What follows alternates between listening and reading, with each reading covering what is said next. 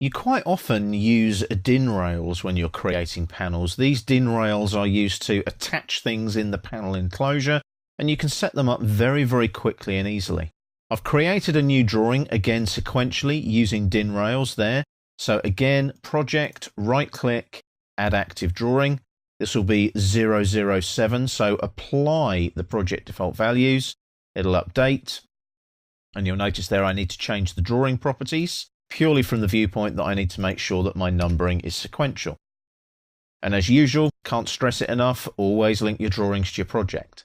Now, let's have a look at these DIN rails. I go to Schematic, and I go to Icon menu.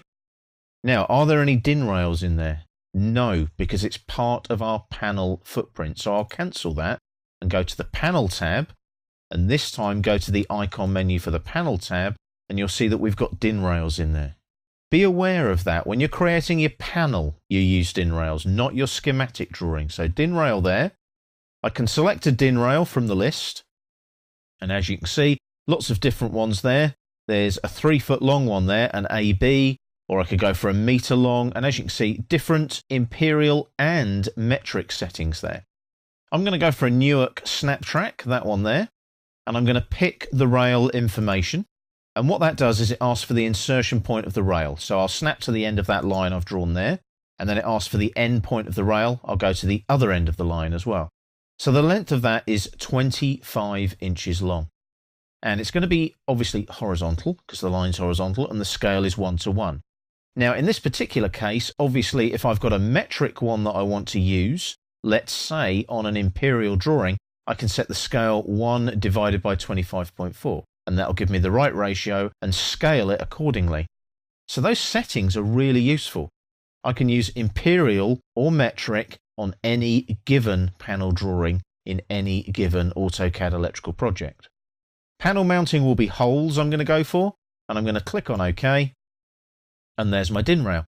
Newark catalogue, it's all in place, so what I might put there is just DIN rail in the description there. I can obviously add information to this item number. For example, it might be, let's say, DR001, DIN rail 001. And I'll click on OK there, and there's my DIN rail in place. That's how easy it is. I might want to take some wiring from that. So I go from the schematic, and what I can do now is make sure that I use my wire command.